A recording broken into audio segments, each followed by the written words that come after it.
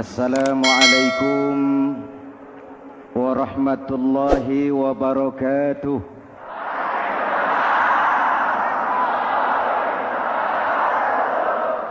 Alhamdulillah, wassalatu wassalamu ala Rasulillah Sayyidina Muhammad ibn Abdullah wa ala alihi wa sahbihi wa mawala, amma ba'du.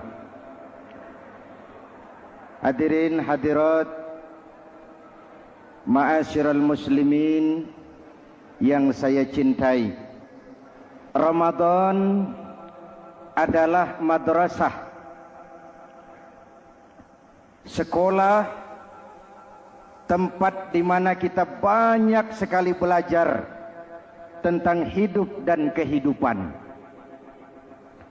supaya kita lebih siap menghadapi hidup, supaya kita punya wawasan, supaya kita mampu melihat persoalan jauh ke depan, supaya kita tidak terjebak pada keuntungan sesaat tapi merugikan jangka panjang.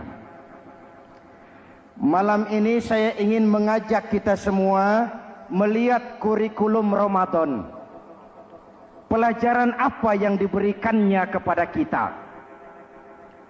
Pertama, Ramadan mengajarkan kita menjadi orang-orang yang sabar, ulet, dan tahan uji. Ini zaman di mana persaingan tajam. Betul? Jangankan jadi pejabat tinggi, jangankan jadi pengusaha sekarang ini, jadi kiai saja kalau tidak sanggup bersaing,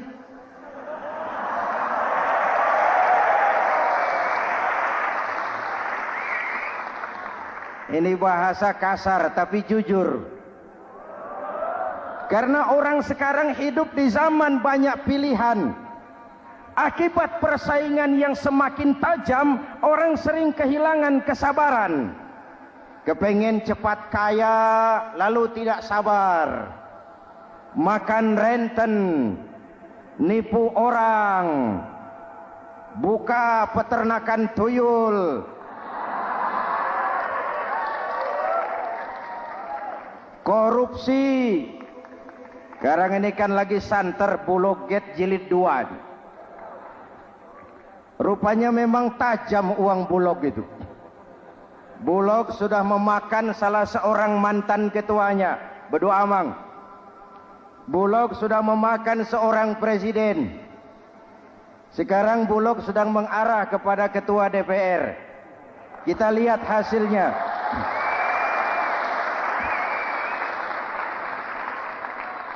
Tentu saja kita prihatin karena kita tahu ekonomi kita sedang sulit. Hutang melilit leher, tetapi pada sisi lain kita melihat enak saja uang mengalir puluhan miliar untuk sesuatu yang tidak terkait dengan kepentingan rakyat.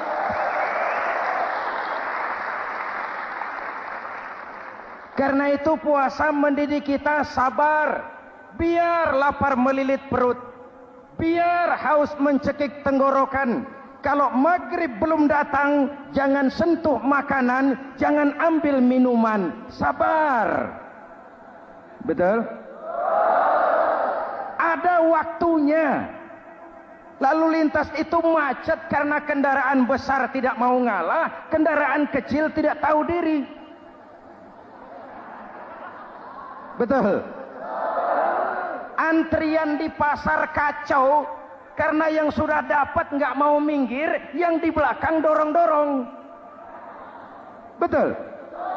Dimanapun antrian kacau, Bung. Kalau yang sudah dapat mau dapat lagi, yang nunggu kelamaan, akhirnya dorong-dorongan, kacaulah kehidupan sosial. Puasa melatih kita sabar. Karena sebagai bangsa kita punya latar belakang sejarah. Kita ini bangsa yang ditempa oleh segala macam kesulitan. Kita 350 tahun dijajah Belanda, sulit. Setelah merdeka, kita dirongrong oleh berbagai macam pemberontakan, susah. Lalu PKI berontak, susah lagi. Lalu berdiri Orde Baru, lama-lama susah lagi. Orde Baru selesai, muncul reformasi, masih susah juga. Kita bangsa yang ditempa oleh kesulitan, bangsa yang tahan bantingan, bukan bangsa yang cengeng. Karena itu mari kita menjadi diri kita. Kita akan gagal kalau kita mau jadi orang lain. Kita akan gagal kalau kita hidup di bawah bayang-bayang orang lain. Jadilah kita diri kita sendiri. Sabar, ulet, dan tahan uji. Inilah kurikulum pertama dari pelaksanaan ibadah puasa.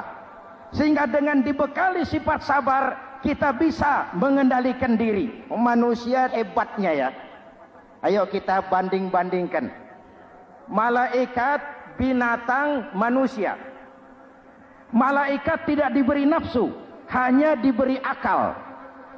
Kalau malaikat tidak pernah salah, wajar. Jibril nggak pernah korupsi ayat. Ah, ini ada ayat bagus, saya pakai sendiri saja ini. Tidak. Malaikat maut tidak pernah salah address mencabut nyawa orang yang belum waktunya mati. Tidak pernah. Dan itu wajar. Malaikat makhluk tanpa alternatif. Secara instingtif dia diciptakan untuk taat. Sebaliknya binatang diberi otak tapi tidak diberi akal. Binatang hanya diberi nafsu. Kalau binatang tiap hari salah, wajar. Ayam, kalau sudah datang syahwatnya, tidak usah menoleh, ini banyak orang apa tidak? Betul. Kuda keliling kota, tidak pakai celana, tenang saja. Betul. Dan wajar, namanya juga binatang. Sedangkan manusia diberikan akal dan diberikan nafsu. Tiap hari terjadi perjuangan. Kadang akal menang, kadang nafsu yang menang. Ketika akal menang, kita lebih tinggi dari malaikat. Ketika nafsu yang menang, kita lebih rendah daripada binatang. Hadirin yang saya cintai, itu pelajaran pertama, sabar, ulet, tahan uji. Lalu pelajaran yang kedua, melahirkan sikap istiqomah, punya stabilitas temperatur batin, istilah sekarang. Soal istiqomah ini saya tidak akan menjelaskan pengertiannya, saya mau cerita saja. Mau dengar nggak? Ini tentang istiqomah. Dalam satu pertempuran, Jenderal Salahuddin Al-Ayyubi bersama tentaranya, tentara Islam, pernah mengalami kekalahan. Karena kalah, banyak yang ditahan jadi tawanan orang-orang kafir, beberapa perwira dan banyak ofsir. Tercatatlah ada 3 orang ofsir jadi tawanan raja kafir ini. Satu hari raja kafir musyawarah dengan perdana menterinya. Perdana menteri, saya tuan raja, ini tawanan Islam ini enaknya diapain? Kalau enaknya sih dibunuh saja tuan raja, selesai urusan. Ah, soal bunuh sih gampang, Perdana Menteri. Maksud tuan raja, bujuk saja agar dia meninggalkan Islamnya, ikut ke agama kita. Nanti kita kasih hadiah. Begitu. Iya, baiklah. Besok saya sidang 3-3-nya. Besoknya ini 3 ofsir disidang di tempat terbuka langsung oleh Perdana Menteri. Mula-mula dipanggil ofsir pertama. Ofsir pertama, ya Perdana Menteri, sini. Baik. Kamu tahu kamu siapa? Tahu. Siapa kamu? Tawanan. Iya, kalau tawanan bisa diatur kan? Diatur bagaimana? Kamu mau nggak ikut saya bersama Tuan Raja meninggalkan Islam agamamu, mengkhianati saudara-saudaramu sebangsa, setanah air, sekeyakinan? Ikut dengan saya, tinggalkan Islam. Nanti kamu akan saya angkat jadi pejabat tinggi, gaji cukup, rumah cukup, kendaraan cukup, istri cukup. Tapi kalau kamu menolak, kamu akan saya bunuh. Tuan Perdana Menteri, ya. Apa Anda menyangka selama ini saya berjuang karena kepengen kedudukan yang tinggi? Nih. Tuan menyangka saya berjuang ini karena kepengen harta yang banyak, jaminan hari depan yang memadai? Tidak, Tuan Perdana Menteri. Saya tinggalkan keluarga, kampung halaman, sanak famili, handai taulan. Saya jihad karena mengharap ridho Allah Subhanahu wa ta'ala. Tapi sekarang kamu tawanan kan? Itu resiko perjuangan. Kamu tidak mau meninggalkan Islam? Tidak. Kamu akan saya bunuh. Silakan. Kamu tidak takut mati? Tidak. Kamu berani? Dari kemarin. Apa dikira baru sekarang saya berani? Tuan Perdana Menteri, saya berharap memang saat-saat seperti ini bisa saya temukan. Ibadah saya sedikit, solat saya kurang, puasa saya kurang. Barangkali dengan jihad saya bersimbah darah, mati di tangan Tuhan, Allah akan mengampuni dosa-dosa saya dan saya dapat tiket untuk mencapai keridhaannya.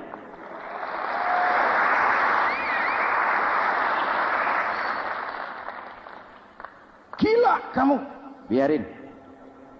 Kalau ini Tuhan anggap gila, saya bisa berbuat lebih gila dari ini. Saya bunuh kamu, bunuh. Algojo dipancung, deal. Ini terlepas kepalanya dari badannya, menggeluntung kepalanya ke bawah, jatuh bergelindingan. Itu kepala lepas dari badan, ngaji, baca ayat Quran, sampai Perdana Menteri bingung. Minggir, ini ada kepala ngaji. Ayatnya yang dibaca, ya ayyatuhan nafsul mutmainnah irji'i ila rabbiki radiyatan mardiyah. Wahai jiwa yang tenang, kembalilah kepada Allah dengan diridhoi. Masuklah ke dalam golongan hamba-hambaku dan masuklah ke dalam surgaku. Matanya terpejam rapat, bibirnya tersenyum. Dia gugur sebagai syahid karena membela keyakinan. Dia istiqamah, tidak goyah oleh tawaran jabatan dan kedudukan yang tinggi.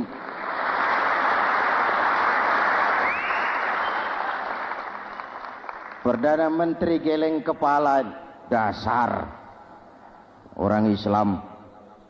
Panggil officer kedua. Officer kedua. Ya, Perdana Menteri. Kamu sudah lihat temanmu yang barusan? Sudah. Mati kan? Mati. Kamu bagaimana?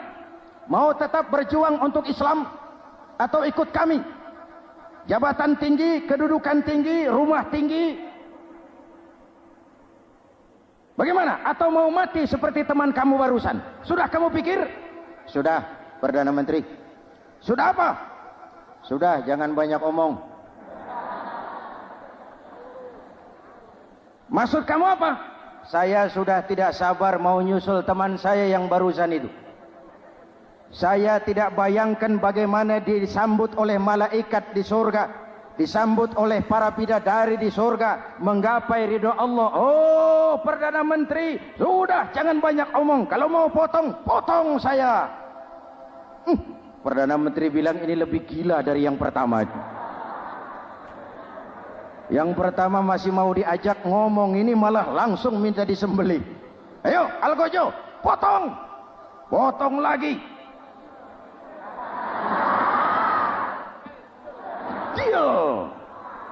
Terpisah lagi kepalanya dengan badan, jatuh ke bawah, menggeluntung, ngaji lagi. Ayatnya yang dibaca, wujuhun yawma izin nadirah ila rabbiha nadirah. Muka mereka hari itu berseri-seri kepada ridho Allah. Mereka memandang bibirnya senyum, matanya terpejam, dan dia ajal dengan husnul khatimah, mendapat syahid karena teguh punya keyakinan, istiqamah dalam perjuangan, tidak goyang, tidak mencela dan mencele.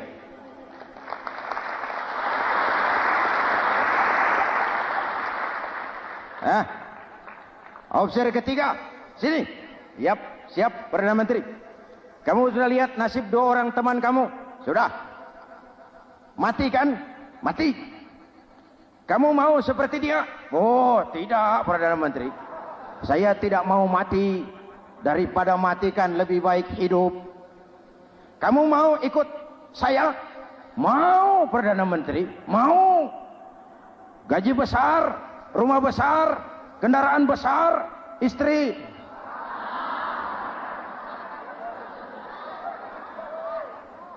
Mau Perdana Menteri, saya mau. Daripada tidak jadi apa-apa, kan lebih baik jadi apa-apa. Daripada tidak punya apa-apa, kan lebih baik punya apa-apa. Oh, jadi kamu selama ini berjuang karena mau cari apa-apa? Iya. Bagus. Nanti saya musyawarah sama raja. Kamu diangkat jadi bupati di mana? Tunggu ya. Perdana Menteri laporan, Tuan Raja. Ya, ini opsi ketiga kelihatannya baik ini. Dia mau mengkhianati teman-temannya, sebangsa, setanah air, sekeyakinan. Mengkhianati bangsanya, meninggalkan agamanya. Dia mau ikut kita. Kita angkat jadi pejabat di mana dia? Raja senyum. Oh, soal angkat mengangkat sih gampang Perdana Menteri. Cuma saya pikir-pikir opsi ketiga ini kok tegel-tegelin. Kok sampai hati ya? Temannya sendiri, seiman, sekeyakinan, sebangsa, setanah air dikhianati karena mengejar jabatan, harta, kedudukan. Orang itu Perdana Menteri kalau sudah mau mengkhianati saudaranya sendiri, apalagi orang lain.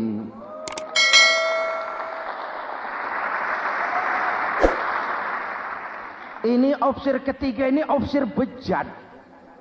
Anda bayangkan temannya sendiri dikhianati. Nanti kalau ada kesempatan kita ditikam dari belakang. Jadi bagaimana Tuan Raja? Malah kalau saya lihat yang 2 yang sudah mati itu orang hebat Perdana Menteri. Punya pendirian, istiqamah. Malah kalau bisa yang 2 itu dihidupin lagi. Loh, dihidupin bagaimana Tuan Raja sudah kedong mati? Jadi bagaimana ya opsi ketiga ini? Bunuh. Bunuh, bunuh. Buat apa piara benalu jadi duri di kaki nanti? Bunuh. Baik, Perdana Menteri kembali. Opsi ketiga, siap Perdana Menteri. Saya jadi bupati di mana? Bupati, modar sampean. Loh, saya mau dibunuh. Bunuh. Katanya kalau ikut agama Tuhan, meninggalkan agama kami, saya akan jadi pejabat tinggi. Kamu opsi bejat, kamu tidak punya pendirian. Saudaramu sendiri seagama kamu khianati. Apalagi orang lain, potongan kayak kamu jadi pejabat, rusak negara ini.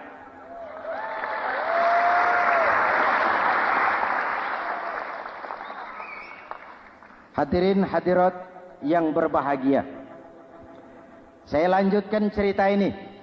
Nanti kesimpulan diambil sendiri-sendiri. Jadi saya mau dibunuh Tuan Perdana Menteri. Ya, kamu mau dibunuh. Tidak jadi pejabat. Tidak. Kamu bejat. Bejat kok mau jadi pejabat. Nanti juga kalau kamu jadi pejabat, paling kerjamu memperkaya dirimu sendiri. Paling banter keluargamu dan golonganmu. Rakyat tetap saja tidak terurus.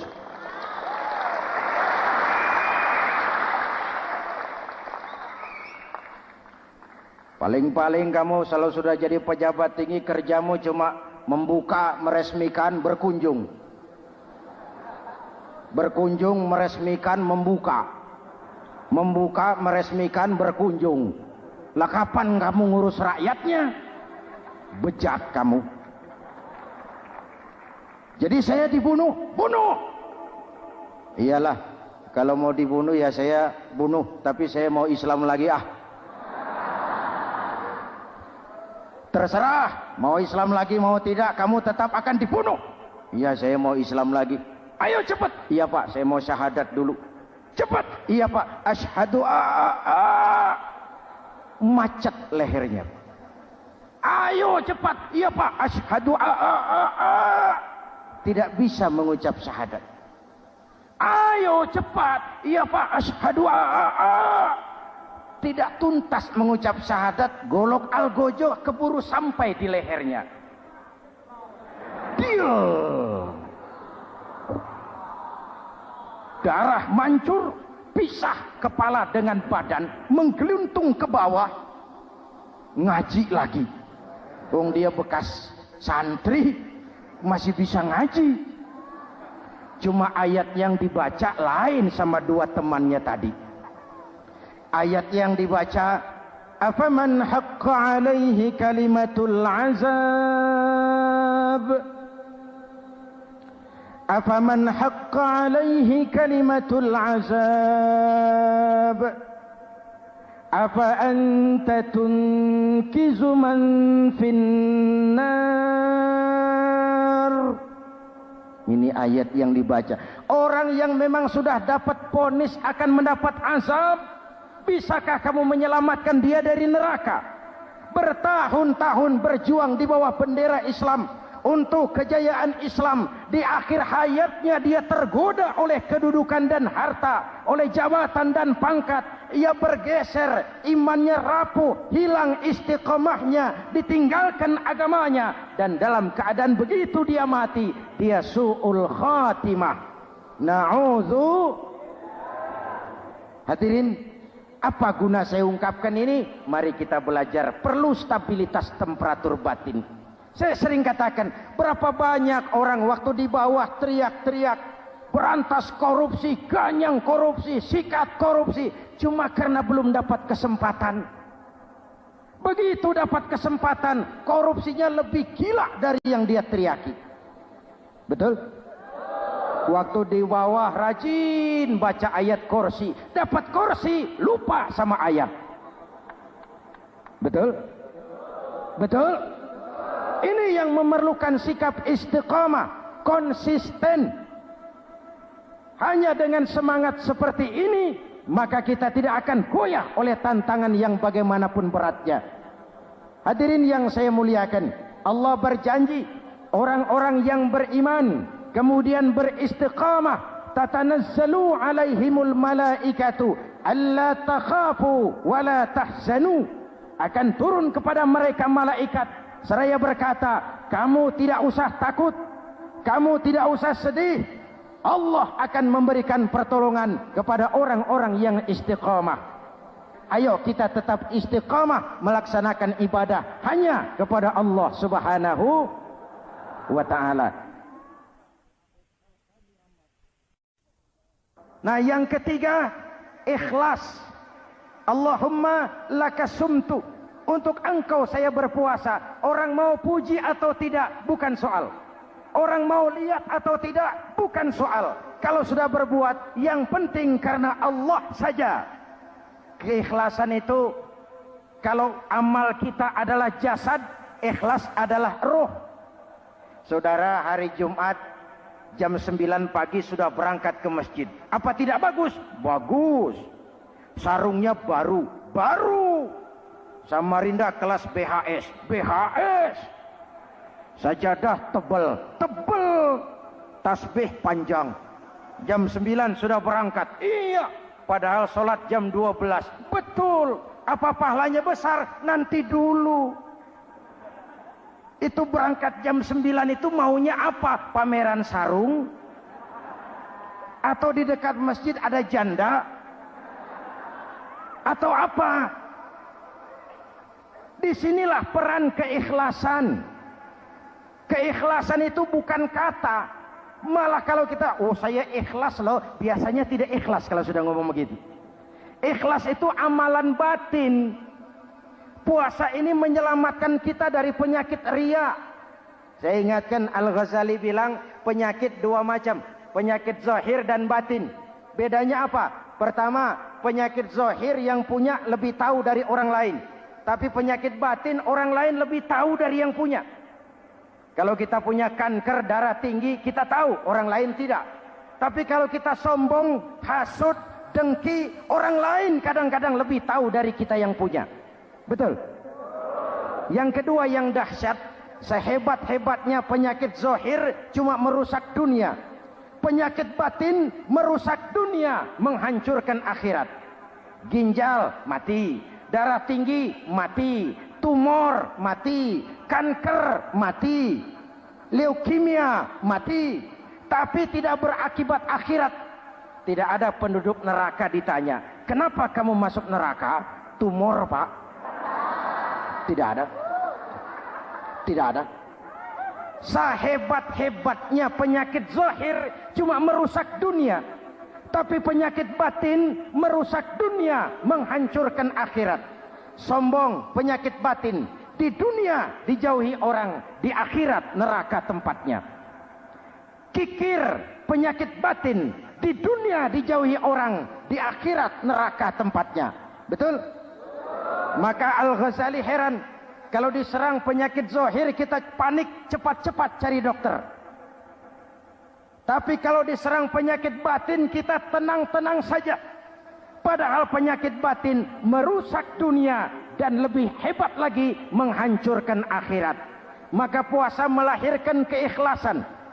Agar di dalam melaksanakan ibadah cuma kita dan Allah saja.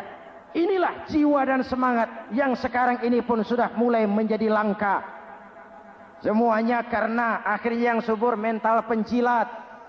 Sumuhun dawuh, pasukan kulunuun, barisan asal bapak seneng, pasukan kumaha juragan wae, organisasi oke bos. Kita miskin dengan orang-orang yang punya prinsip, yang berani berkata ya terhadap yang benar, sanggup berkata tidak terhadap yang tidak benar, apa dan bagaimanapun resikonya.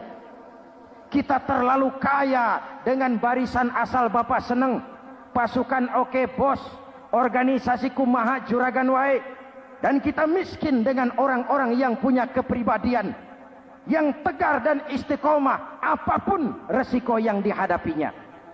Jadi dengan keluar dari sekolah Ramadan, semangat keikhlasan makin tumbuh dalam hidup dan kehidupan kita. Ibu bapak hadirin hadirat yang berbahagia, itulah makanya puasa disebut ibadah sirriyah, ibadah abstrak, cuma kita dan Allah saja yang tahu. Ini lebih mendorong semangat keikhlasan. Kata Imam Al-Ghazali, "An-nas kulluhum mauta illa al-alimun, wal-alimuna niyamun illa al-amilun, wal-amiluna mughtarruna illa al-mukhlisun." Manusia itu mati kecuali orang yang berilmu. Orang yang berilmu walaupun hidup tidur kecuali yang mengamalkan ilmunya. Dan orang yang mengamalkan ilmunya banyak yang tertipu kecuali yang ikhlas di dalam mengamalkan ilmunya. Manusia mati kecuali yang berilmu. Yang berilmu walaupun hidup tidur kecuali yang mengamalkan ilmunya.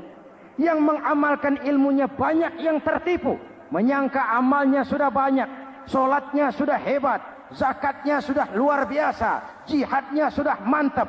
Banyak yang tertipu kecuali yang ikhlas di dalam mengamalkan ilmunya. Jadi amal tanpa ikhlas, jasad tanpa ruh. Itulah makanya nuansa Ramadan dengan ibadah puasa mengembangkan semangat keikhlasan di antara kita semua. Mari kita baca doa sama-sama munajat, mohon pertolongan Allah agar kita diselamatkan dari penyakit riya dan ditumbuhkan semangat keikhlasan. Ala hadhihi niyyah wa ila hadratin nabi. Al-Fatihah. Bismillahirrahmanirrahim. Alhamdulillahi rabbil alamin. Ar-Rahmanir Rahim. Maliki yaumiddin. Iyyaka na'budu wa iyyaka nasta'in. Ihdinas siratal mustaqim. Siratal ladzina an'amta 'alaihim ghairil maghdubi 'alaihim waladdallin. Amin. Bismillahirrahmanirrahim. Amin. Alhamdulillahi rabbil alamin. Allahumma salli wa sallim mubarik ala sayyidina Muhammadin wa ala alihi wa sahbihi ajma'in. Allahumma ja'al jam'ana hadha jam'an marhuma wa tafarruqana min ba'dihi tafarruqan ma'suma. Allahumma ja'al jam'ana hadha jam'an mashkura wa tafarruqana min ba'dihi tafarruqan maghfura. Allahumma ja'alna minas su'ada'il maqbulin wa la taj'alna minal ashqiya'il mardudin. Rabbana taqabbal minna salatana wa siyamana wa qiyamana wa takhashu'ana wa ta'abbudana wa tadarru'ana wa tammim taqsirana birahmatika ya arhamar rahimin. Allahumma aslih man fi salahihi salahul muslimin. Allahumma ahlik man fi halakihi salahul muslimin. Ya Allah, dengan sepenuh perasaan dan pengharapan, dengan segala keremahan dan kerendahan, kami bermohon kepadamu, berikan kami kekuatan zahir dan batin, berikan kami kesabaran dan ketabahan, sikap istiqamah dalam mengarungi hidup yang penuh ujian ini. Karuniakan kepada kami pemimpin-pemimpin yang takut kepadamu dan sayang kepada kami. Rabbana hab lana min azwajina dhurriyyatina qurrata a'yun waj'alna lil muttaqina imama. Afdalu ma qultuhu ana wan nabiyyuna min qabli. La ilaha illallah.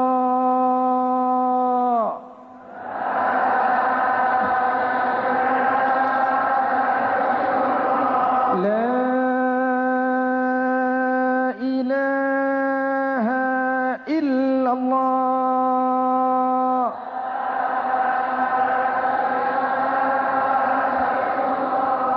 Muhammadur Rasulullah.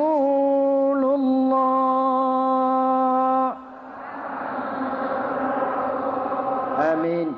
Kalimatu haqqin 'alaiha nahya wa 'alaiha namut wa 'alaiha wa biha nub'atsu insyaallah minal aminin birahmatika ya arhamar rahimin. Sallallahu ala sayyidina Muhammadin wa ala alihi wa sahbihi ajma'in. Hana rabbika rabbil izzati amma yasifun. Salamun alal mursalin walhamdulillahi rabbil alamin. Assalamualaikum warahmatullahi wabarakatuh.